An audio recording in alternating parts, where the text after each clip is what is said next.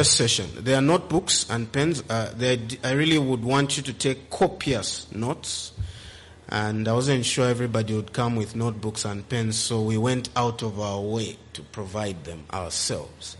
So take copious notes. In other words, take detailed notes, because I think it's a good way for you to engage with what I'm going to say. Right, let's pray and we'll look at the first session, Parental Authority.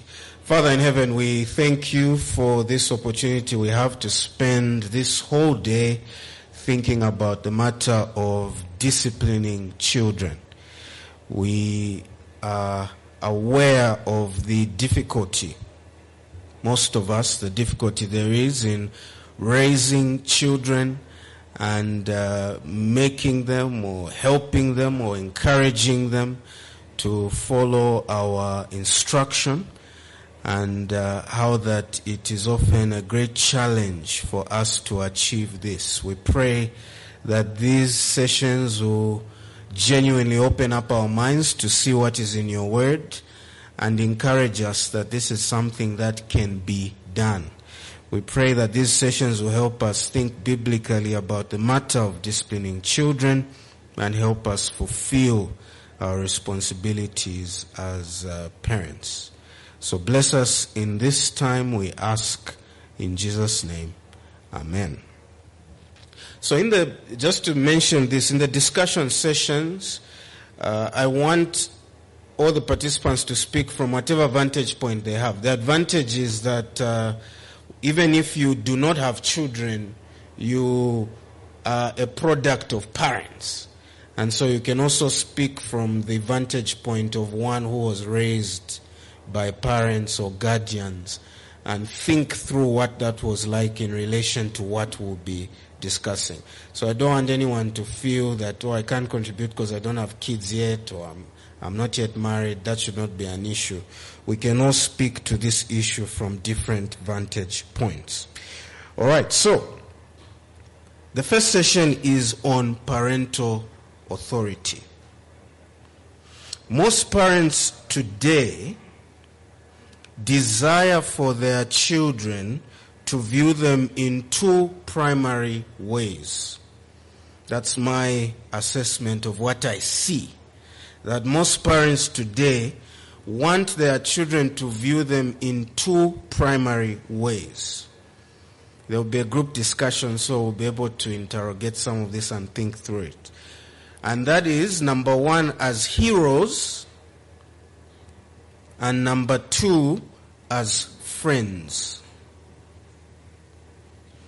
As heroes, parents today want to primarily be seen as protectors of their children and providers for their children, protecting them from all manner of harm and to provide them a life of ease and abundance.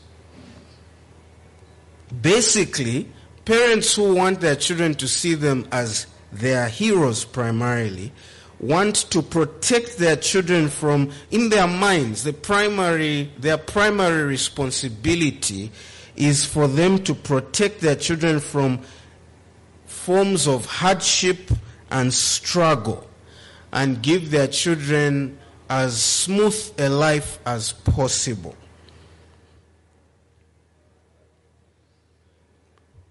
And then we have parents who see their role primarily as that of being friends to their children.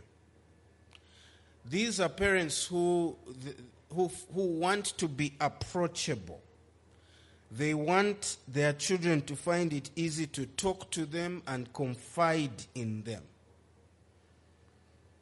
For such parents who want their children to view them as friends, the most lovely thing they can hear their children say is my daddy is my best friend, or my mommy is their best friend. For them, they feel, I've achieved my primary goal as a parent. For my child, I am like their closest friend or their best friend. And so they are happy that their children can easily confide in them and tell them what is on their hearts and so on and so forth. Now, both of these, children viewing parents as heroes primarily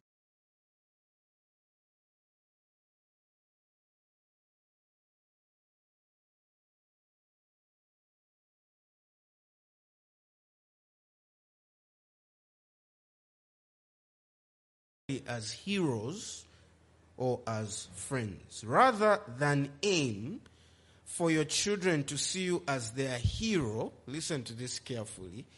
Aim for your children to see Jesus as their hero.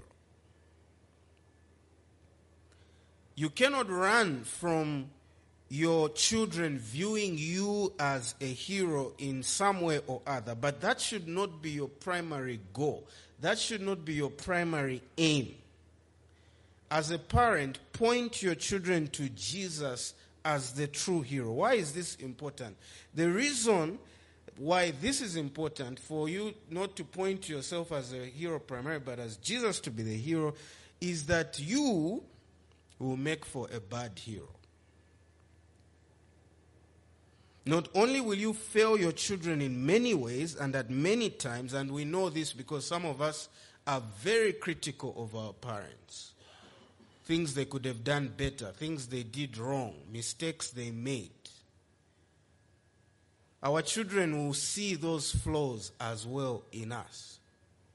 And so we make for bad heroes. So not only will we fail our children in many ways, but we do not even have the capacity to be heroes to our children. We are limited, we are fragile, we are finite.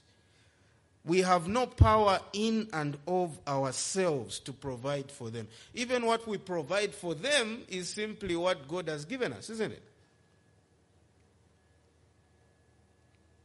We have no ability to even sustain our lives. Some of us, unfortunately, will not be alive to see our children grow into adulthood or maturity. That's just the reality of life. And so if our children view us as primarily as heroes, they'll basically be lost in the world once God takes us from them. But the beauty of pointing them to Jesus Christ as their hero is, instead of yourself, is Jesus will never let them down. He'll never fail them. He'll never be taken from them. If they can have Jesus, they are home and dry. Amen. So we want to put Jesus forward as the hero rather than ourselves.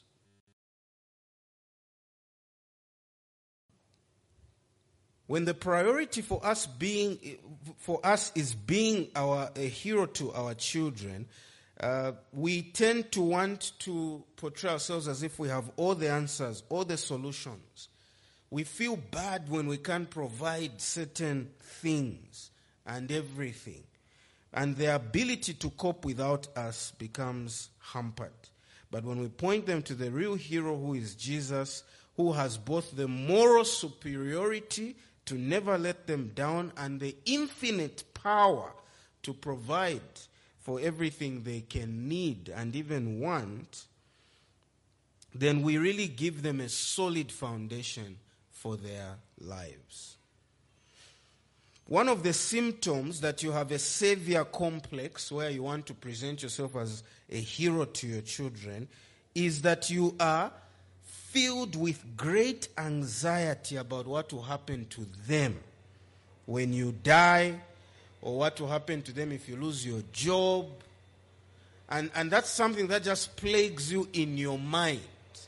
And you feel like, oh, if I'm to die, what will happen to my children? You know, what kind of a life are they going to have? If that is really a point of anxiety for you, then it's most likely that you have this hero complex.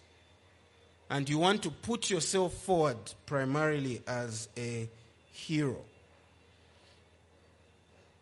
What you need to understand is that the lives of your children, the well-being relationship with God today,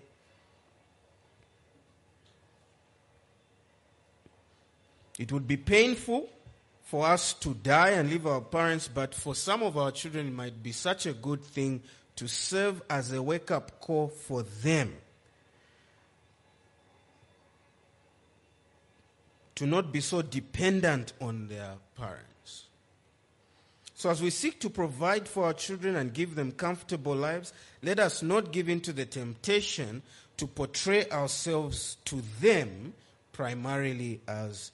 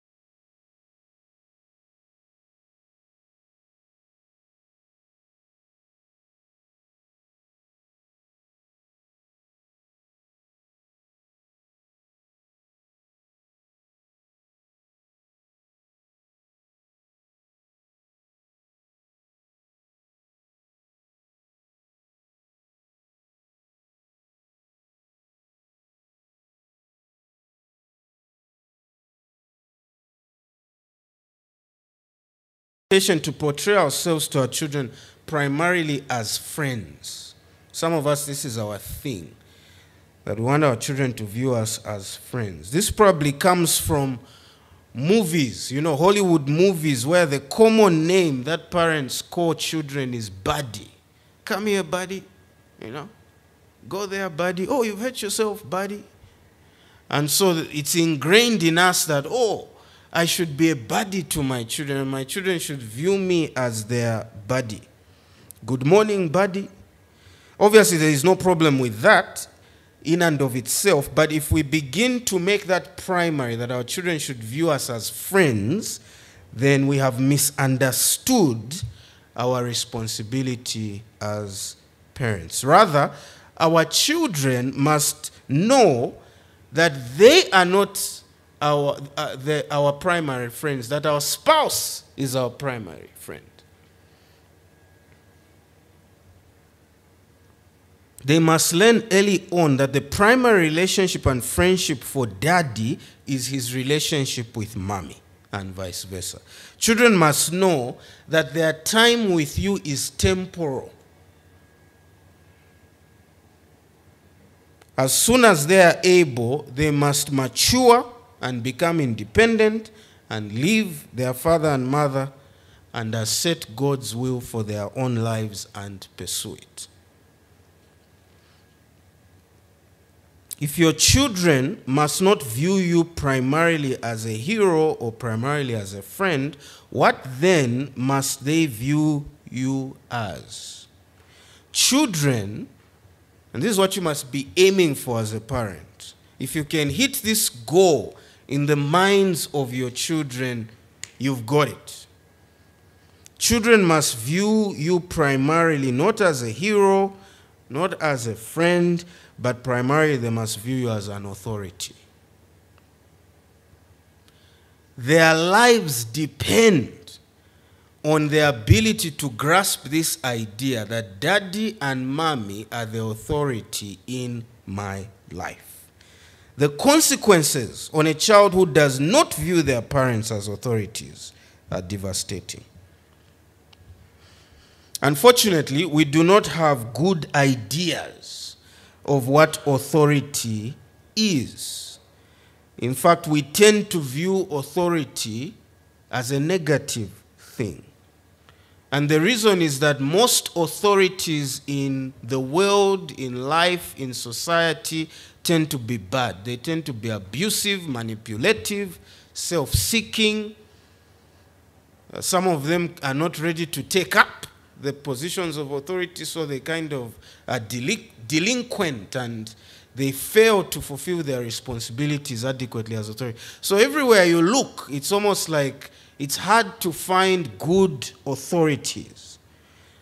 Some are overbearing, some are neglectful. So authority tends to have a negative connotation in our minds, but we all need authority in our lives. And if there's one group of people in society that need authority more than any other, it is children. The first place where children must learn what authority is should be their parents. the first people that children must learn to fear, revere, respect is their parents. The first taste of punishment that a child must experience must be punishment from their parents. The first people who should inflict pain on children must be their parents. That is what it means to be an authority. But this is also true positively. The first source of protection and care that children must have should be from their parents. That's the first place where they should experience reward and commendation and affirmation. And all those are parts of what it means to be an authority in the life of your parents. Now, the positive side tends to come to us naturally. Caring for children, affirming them, protecting them, providing for them. Where we tend to struggle is on the negative side of ensuring that children fear, revere, respect us, and are even punished by us. Parents seem to resist portraying themselves as authorities to their children. You actually find parents who don't want their kids to view them as an authority. Some parents are even reluctant to issue orders or instructions to their children. They would prefer to reason with their children or have a discussion with their children. They feel there's something wrong with telling your children, move there, don't do that. They would rather negotiate everything with their children. They would rather show their children the merits of doing something so that the children are convinced logically to do that thing. Some parents would go so far as to say that they do not want to force their children to do anything, but they would prefer to convince their children so that they follow their lead willingly. I want my child to obey me willingly. I want my child to do what I want them to do willingly. I don't want to make my child do anything against their will. That's the mindset of many parents today. This kind of approach is one that shuns the idea that you as a parent are an authority. But it is vital that your children learn to recognize authority first in you. It will set them up to be able to recognize authority in their lives elsewhere when they grow older. The majority of the authorities that they will encounter in their lives will not care about them. The majority of the authorities that they will encounter in their lives will be manipulative, delinquent, poor authorities. And so if they can't recognize you as an authority who loves them, you who can even give your life for them, you who, when you exercise authority over them, it's for their good. If they can't recognize authority in one who loves them and cares for them, they will have huge challenges when they now encounter authorities that don't care about them, that want to manipulate them and take advantage of them and abuse them and neglect them. And that's why I say it is vital that your children recognize authority in you first. Otherwise, you are basically setting them up for disaster in future.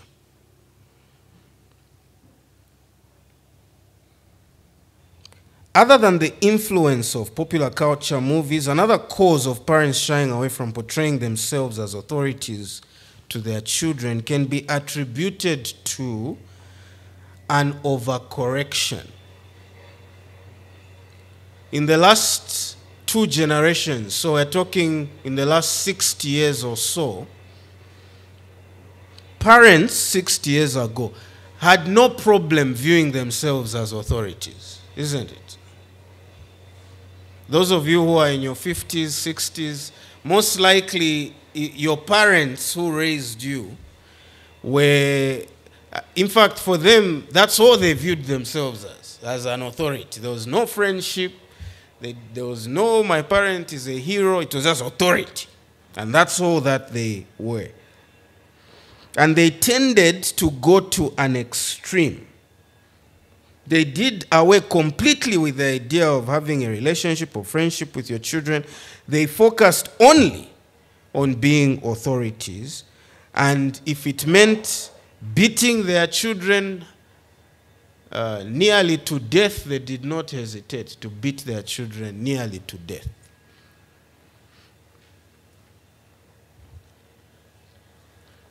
Children then, therefore, grew up not with a healthy fear for their parents, but they grew up with terror, for their parents. Like just a parent walking in was sort of terrifying, even though you're not doing anything wrong. Just a parent calling and saying, "Come here," was terrifying. The result was that children were very distant from their parents. Children had a very formal relationship with their parents that was impersonal. That wasn't sort of loving. And recognizing the extreme that was, parents in this generation have now overcorrected. This is what I'm calling overcorrection. They've gone now to the other extreme, where if our parents were just hard taskmasters, we will now go to the other extreme, where we are just buddies with our children.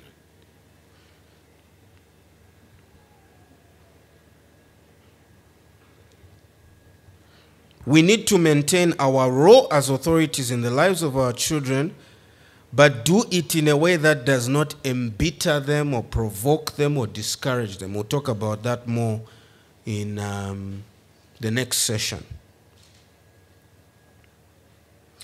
I would like to suggest that if you are actually going to do away with one, rather do away with your children viewing you as a friend or a hero. If it was going to be, I think the parents who primarily, for them it was just authority, no real relationship, no real warmth. I think they were better off than parents nowadays who have done away with authority and all they think about is, I should be buddies with my children. I think the consequences are worse when you do away with the authority, because that's the primary thing. They didn't do it right, but at least they did it. The strongest place in which we see this idea of authority is in Deuteronomy chapter 21 and verse 18. Deuteronomy 21 and verse 18. This is where we see parental authority really in the darkest terms, Deuteronomy 21:18 says, if a man has a stubborn and rebellious son who, listen to this, will not obey the voice of his father or the voice of his mother, and though they discipline him, will not listen to them, then his father and his mother shall take hold of him, grab him, and bring him out to the elders of his city at the gate of the place where he lives, and they shall say to the elders of his city, this our son is stubborn and rebellious. He will not obey our voice. He is a glutton and a drunkard. And what does that tell you? They were talking of, so when they say grab him, they are not talking about grabbing a child. They are saying if he's a grown man who is still in your house, but he can't listen to what you're saying, grab him.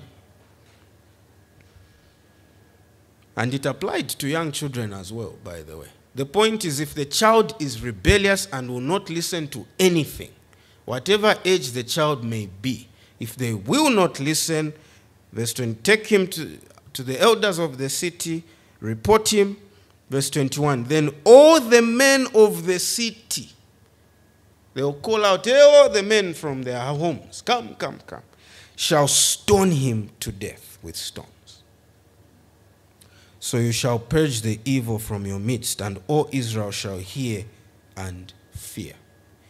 If you have a child who is disobedient, then the only thing that child is good for is death. That child is good for nothing. End that life. Because if they can't follow their own parents' instruction who love them, they will not follow instruction anywhere else. Forget it. The community wants him dead even before he becomes independent to be able to live on his own. Because if he did not recognize his parents' authority, then he will be a nightmare to the community. Because he will not recognize anyone else's authority. So let's just end his life right there and then. Move on.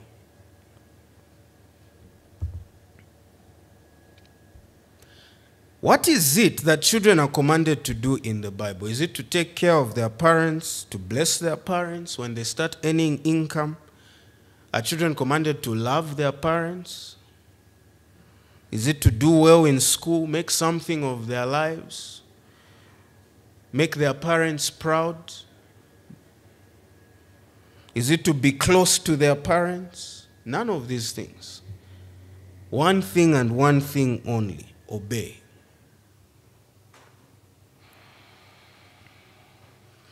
It's good to do these things, but not a single one of them is the primary command God gives to children in his word.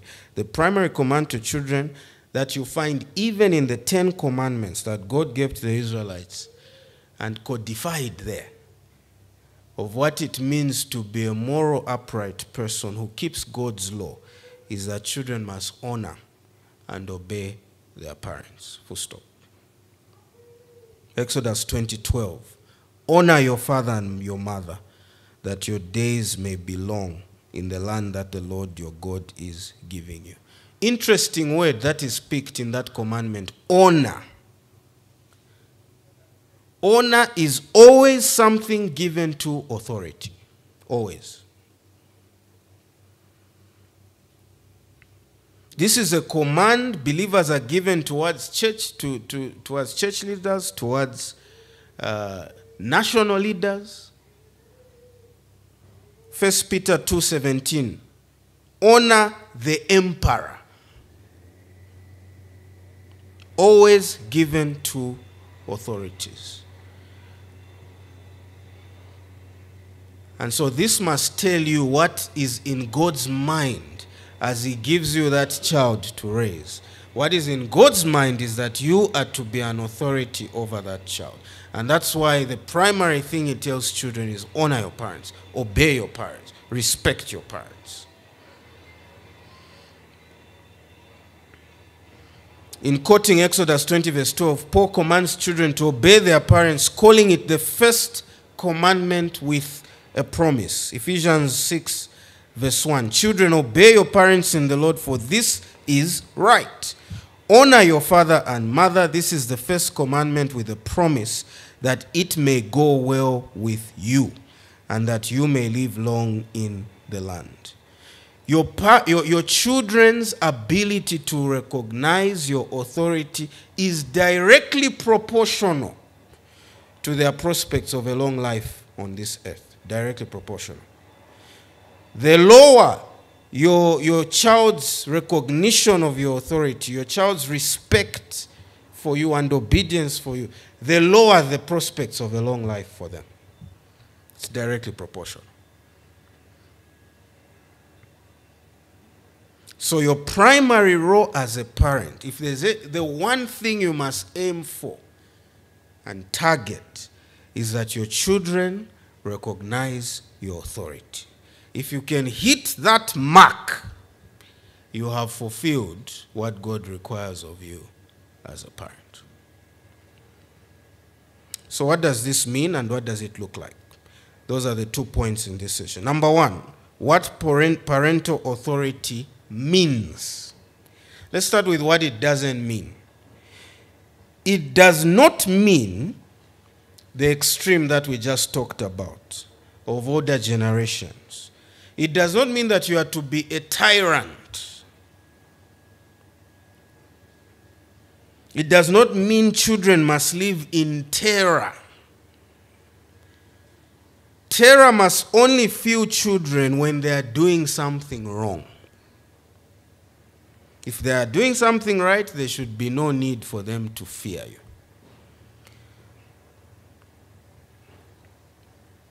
So what does it mean when we say children, parental authority? Children must recognize parental authority. Put simply, parental authority means that your children must recognize your authority.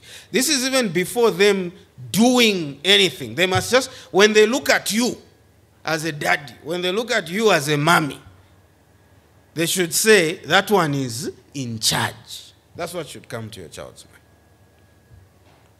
It is vital that your children know who is in charge. It is vital that your children know who is running the home. Your children must know that if there is any impasse, okay, they think things should be done this way, but you think things should be done the other way, and there's an impasse. It should be clear in your children's mind who will carry the day. There should be no debate in their mind.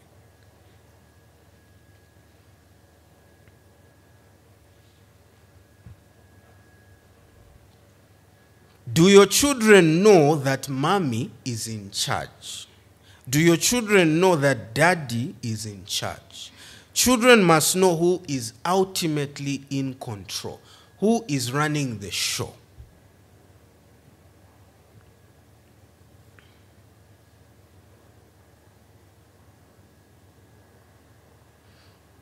Secondly, parental authority means that you are the primary restraint in the life of your child. There is no one else God has given children to restrain them from evil other than parents.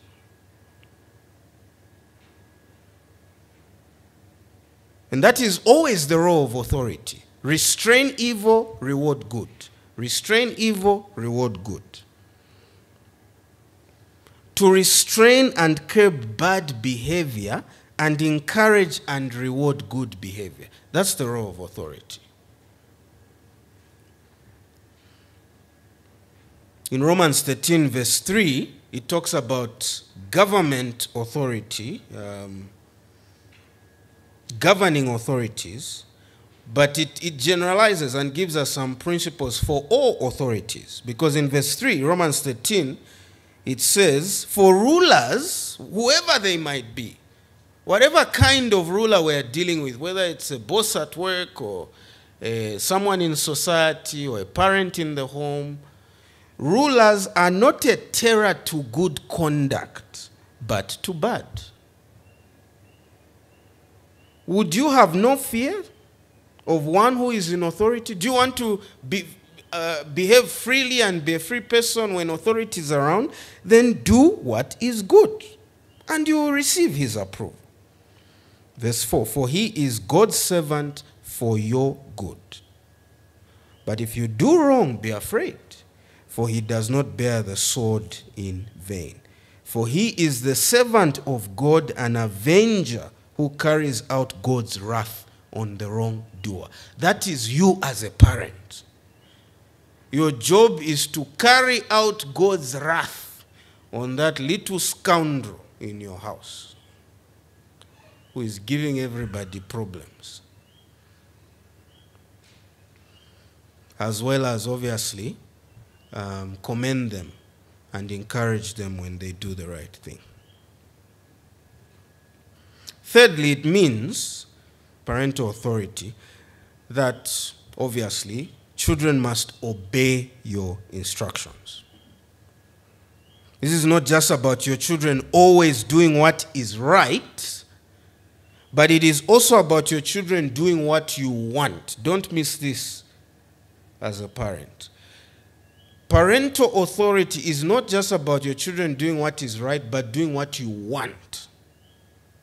What do I mean by that? There are things we instruct children to do because they are right.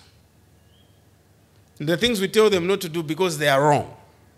For example, when you tell a child not to push their friend or be violent with their friends or siblings, that's the right thing for the child to do. Or when you tell your child to share what they have with others, that's the right thing for your child to do.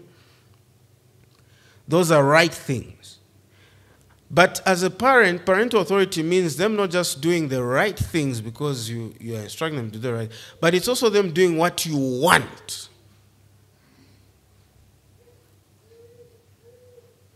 Your child must not just do what you say because it is right. They must do what you say because you told them to do it.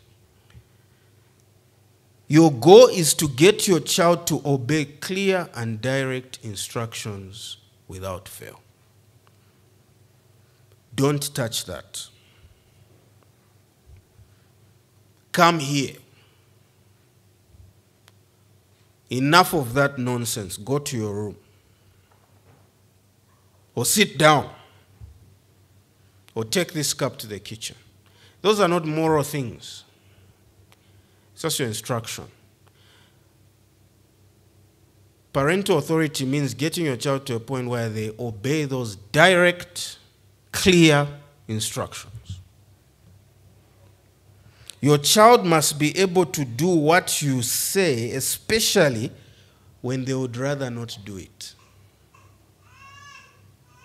If you can achieve that goal, then you'd have made great progress in helping them recognize your authority. Especially in those times when they don't want. But if they can obey your direct, clear instruction when they don't want to do it, then you are making progress in helping them recognize your authority. Basically, your child must be formed in your image. So if your ideal is that the child should be, I remember some parents who said, we've just decided that for peace of mind, for us to be able to rest, the kids must be in bed by, I think they said 19:30. So they put the kids to bed earlier. And now, is there a problem if a child goes to bed at 20? There's not a problem. But for them, they said, this is what will help us be able to rest and, just put them down and we can do other things and get some rest and so on and so on. And they stamped that on their children. And that's what I mean. What is your ideal? What do you want? How do you want your children to be? What do you want them to do? What structure are you trying to form for them and for their life? They must fit into that.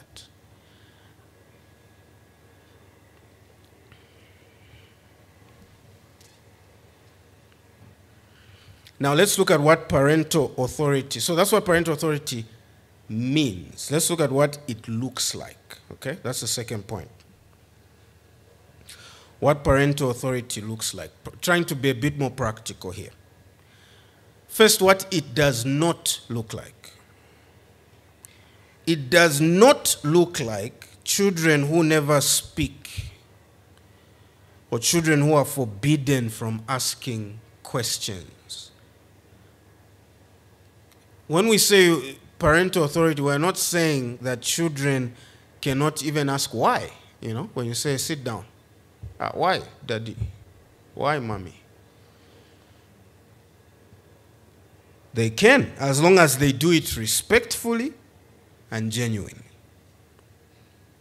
And I'm not saying you have to answer all those why questions. Remember, you're creating them in your image. And so if you're tired of the why questions, you can shut it off and say, my friend, no more why questions today. I think I've answered enough of them.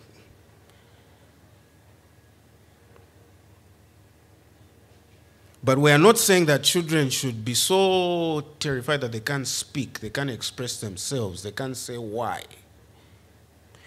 That's not what parental authority looks like. It does not look like perfect obedience. That is not the aim. In fact, it doesn't even exist. The day you can obey the authorities in your life perfectly is the day you should demand perfect obedience from your children. So I'm not saying your children can't mess up, your children can't rebel, your children can't do anything wrong. They can. but there must be a general trajectory and progression towards obedience to these direct instructions and clear instructions. What it does look like. It looks like a couple of things. First, it looks like teaching your children that you are the authority in their lives. Teaching them that principle. Putting that idea in their minds. So it looks like you saying things like this to your child. My son, my daughter, you cannot talk to me like that. I am your daddy or I am your mommy. What are you doing there? Maybe the child is too young to understand, to say, you can't go and tell a 1-year or 2-year-old, I'm your authority. They don't even know what authority is. But when you say, you can't talk to me like that, I'm your daddy and your mom, you are conveying the concept of authority.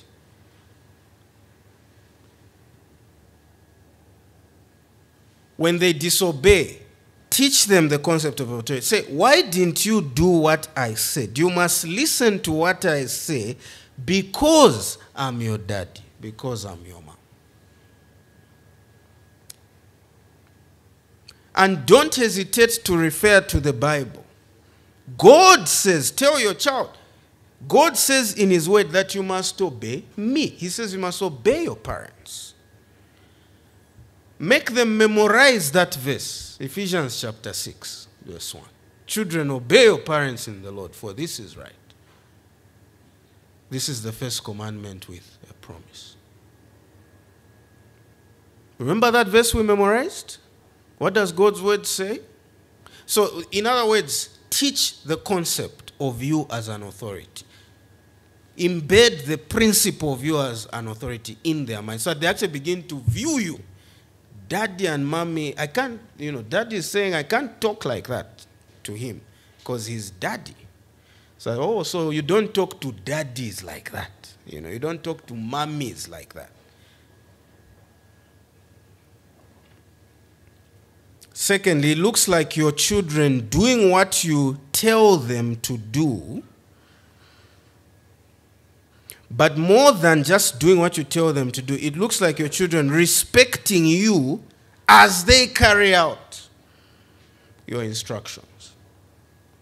So it's not just that they do what you say, it matters how they do it, that they do it respectfully. In other words, have an eye for attitude.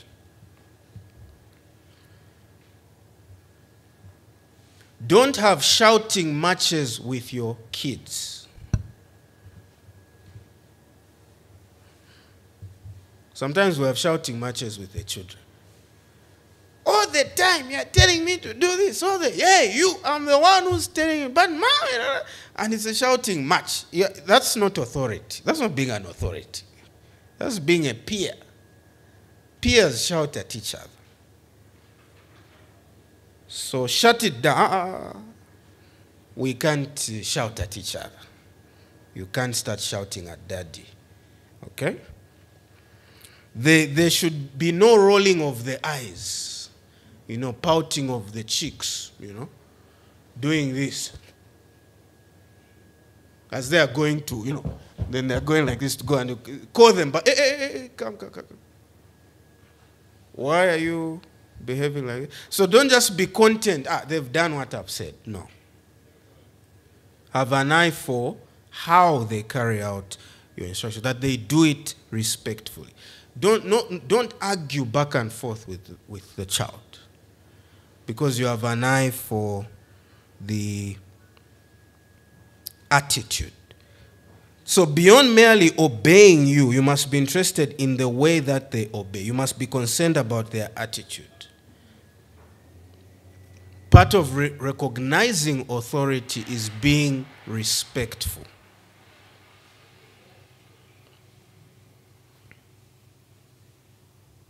What does it look like? Here's another one.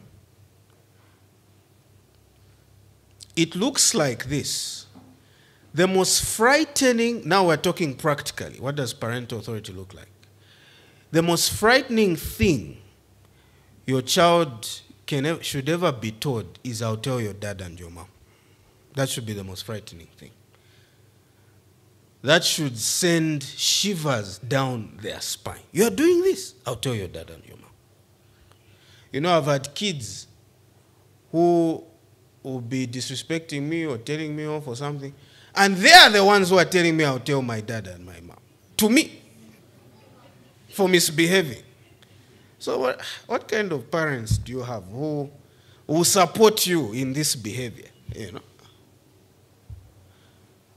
For some of us, if our children were told, I'll tell your dad and your mom, our children would say, tell them. Tell them. It's not threatening to them, you know. It's not an issue. If those words, I'll tell your dad, I'll tell your mom, if those words do not mean anything to your child, if they do not send shivers down the spine of your child, then you must begin to change how you handle your child so that they begin to recognize your authority. When some of us were growing up, there are things we did not do out of sheer fear of parents. You know, we told our friends, guys, I would have loved to join you on this thing. I would have loved to. But if my dad or my mom find out that I was involved in this thing, they'll kill me. So I'm with you in spirit, but I just can't join in. I'm on I've already messed up a few times. I can't afford to mess up. What's that? Fear of parents. That's what that was. Bible says the fear of God is the beginning of knowledge. The fear of God is wisdom. The fear of parents is wisdom. The fear of parents is knowledge.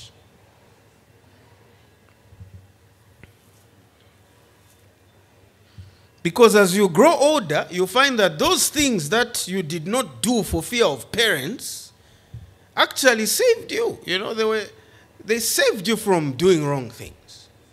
And so that fear of dad and mom saved you from going into foolishness.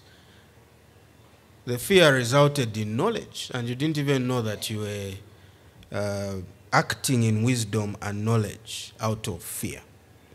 This is what the Bible means when it says the fear of the Lord is the beginning of knowledge. The fear of parents has guided many foolish young people to the gates of wisdom, just because they were afraid of dad and mom. Proverbs 8 verse 13 says, the fear of the Lord is hatred of evil. It is not that the evil is unattractive, but it's that we are afraid of the consequences if we cross paths with God. And that's how it should be for your children. A fear of parents that will lead them to wisdom. A fear of parents that will make them hate doing the wrong thing. Guys, I would have loved to do this, but my parents will kill me. That's what you want. At the back of their minds. So you can imagine then what trouble a child will get into who has little to no fear of their parents. To be a mess. Disaster. They will just go into evil without restraint. And what did we say? The God-given role of authority is restraint. I will not go past this, because if dad and mom catch me here, I'm going to be in big trouble.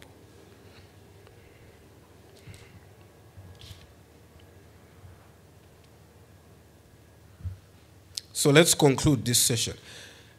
A couple of pointers. Begin teaching your children to listen and obey you from their diapers. No should be amongst the first words that a child learns. Walk over to them, look them in the face, move their hand away from what they want to touch or they're trying to touch, or as their hand is going there, smack it. No. No.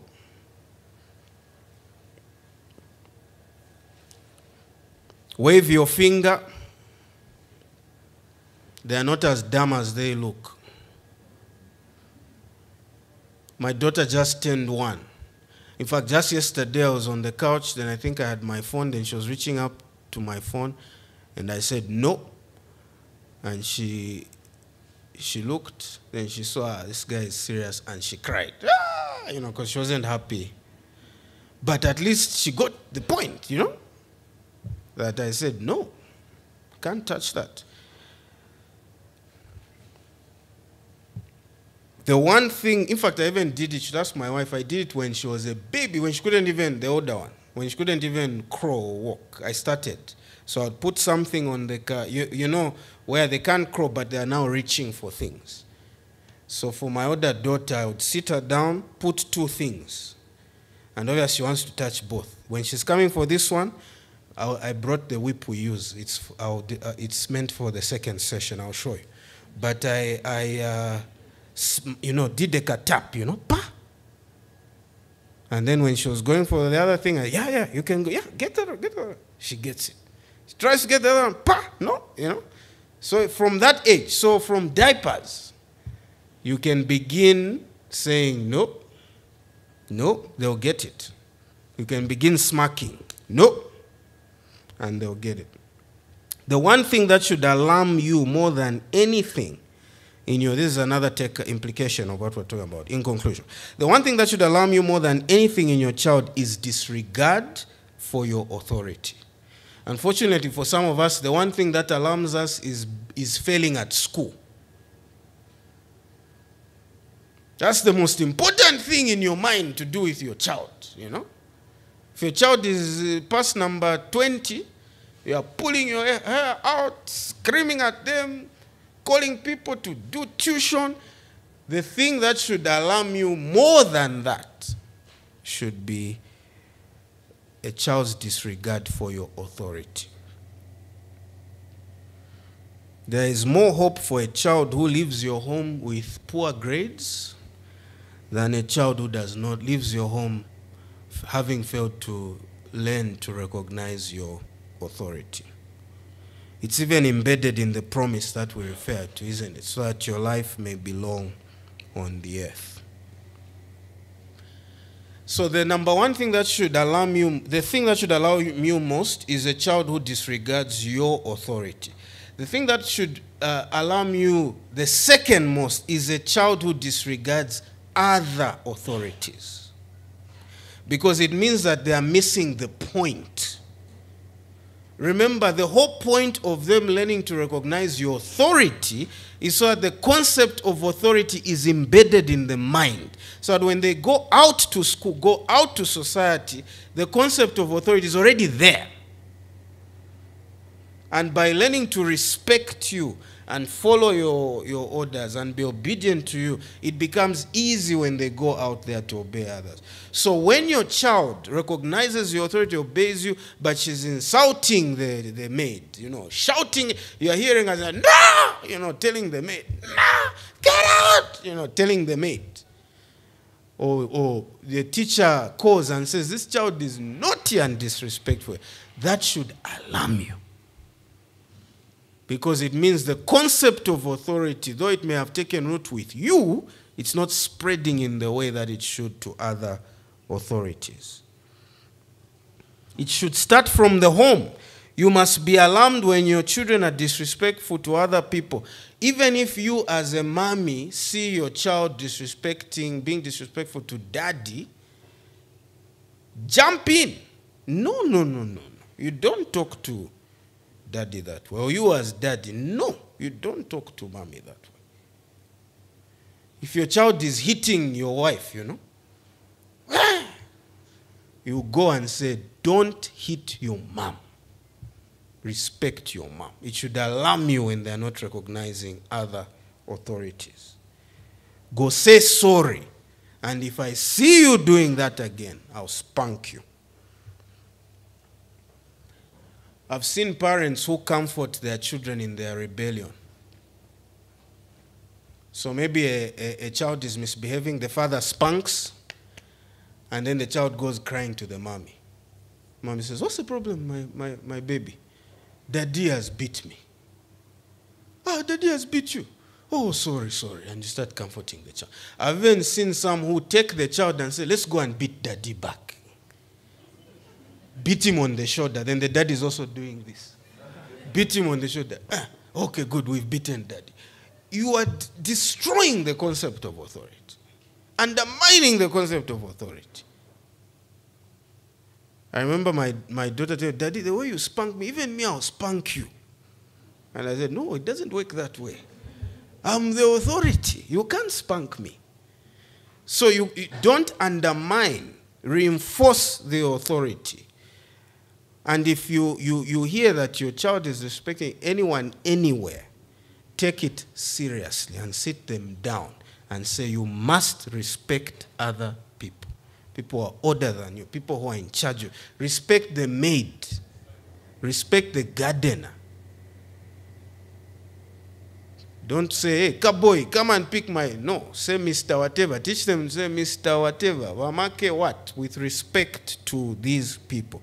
So that the idea of authority is now spreading from just you to others.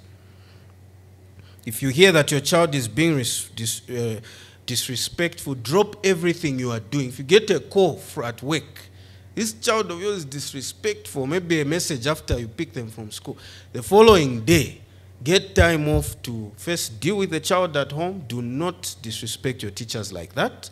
Tomorrow we're going to apologize to your teacher. And you take this out, your child sees to say, hey, when it comes to authority, dad and mom don't play.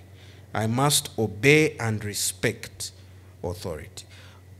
Parents must view themselves as stewards raising children on God's behalf. Back to Romans 13. There is no authority, Romans 13 verse 1, except from God. All those that exist have been instituted by God. This parental authority thing is not our idea, it's God's idea. As parents, you are God's servants, and God will call you and all other authorities to account for how you raised your children. And God is going to ask you, did you teach your child to recognize and obey authority?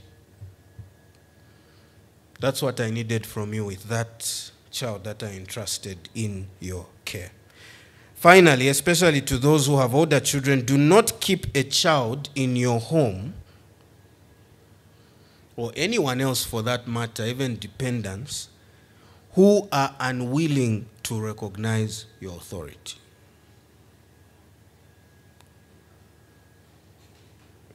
Parenting is not for cowards. If you're a coward, don't become a parent. As an authority, you cannot be a coward. Kick people out of your house. Not your wife. Some of you go and kick out your wife. I'm not talking about your wife. Talking about the dependents and children. Kick people out of your house who are not ready to live by your rules and regulations. You are the authority there. If they want to operate by their own rules, then it means they are old enough to go and take care of themselves. For as long as they want to be taken care of you under your roof, they live by your rules. This nonsense where you are keeping someone and they tell you, I don't want to go to church, and you leave them and then you go to church. That's nonsense. You are in charge. No, a value of this home is going to church. And everybody under my roof goes to church. Let's go. If you are going to miss church, you must be dying or something. And if you think church is beneath you or you've got better things to do, get out of my house. Go and live on your own and live as you please. But in this house, we go to church. In this house, you don't come back after... And you know, keeping people who drink And you just watch them drinking, and you watch them coming at any hour, and you even know, these people, I don't know, we need to pray for them. Pray for them. There's nothing to pray for. Go and kick them out. In this house, we don't tolerate drunkenness. If you're going to go around drinking, get out. You are in charge. You are the authority. Don't shy away from it. That's the whole point of 1 Timothy 3, verse 4, greatly misunderstood on the qualifications of elders. That an elder must be one who manages his own household well with all dignity, keeping his children submissive. You cannot have a dignified house where people do as they please. The only way you have a dignified house is if you are in charge of that operation and people play by your rules. If people are not ready to play by your rules, there's a theory that when an elder has children that are rebellious or something, he must step down from his role as an elder. No, he must only step down if he's unwilling to kick out the people who don't want to listen to him. But if he has the guts to kick out his own child, flesh and blood, who even looks like him, says, get out of my house because you're not ready to follow my rules, then you have an elder. You know why? Because even in the church, people need to be kicked out. And if you don't have guts to kick people out of your home, you won't have guts to kick them out of the church. But there is no institution where there are rules that govern that institution, and where there is a disciplinary process to get rid of people who are not ready to play by the rules. Your home must be the exact same way. So when your children start getting older, you know, the guy is beginning to have a deep voice, and what do you call it? The Adam's apple is popping out, height, becoming tall. If they start thinking, oh, now we are men here, you remind them, I'm the only man here, actually. And even though you are a woman, single mother, you say, actually, I'm the man. I wear the pants in this house, even though I'm a woman. And you must play by my rules. Why should you feed and clothe and put a roof over someone who's not ready to listen to you? It doesn't work that way. So you must be the authority over your parents. Let me end with this test to drive home the point. A little scary, but hope it makes the point. Imagine you're at Victoria Falls on a holiday with your family, with your kids. And while you're chatting or distracted, your child starts wandering to the edge of the falls. And you call out to your child because you can't get there in time. You call out to them, hey, stop, come back. Is your child able to listen to your clear, direct instruction? Will your child come back? I've had parents tell me, mine? No, mine won't.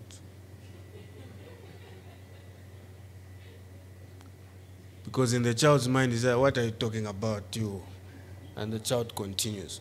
What you want is a child who listens to your clear, direct instruction. When you say, stop, about turn,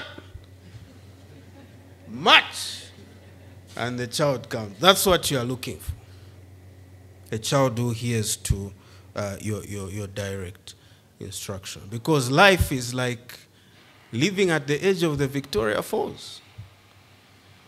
And your child needs to be able to listen to your clear instruction if they're going to survive. All right, let's end the session here. So should I let me hand over. Kapanda will help us with how to proceed.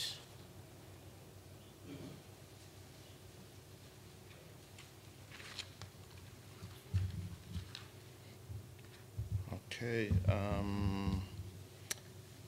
So we're going to break for group discussion for about 30 to 40 minutes. So I'm hoping each one has received a piece of colored paper. If you haven't, just kindly raise your hand and it will come through. If you haven't received a piece of colored paper, either yellow, orange, red, or blue, just raise your hand and someone will bring it to you. Okay.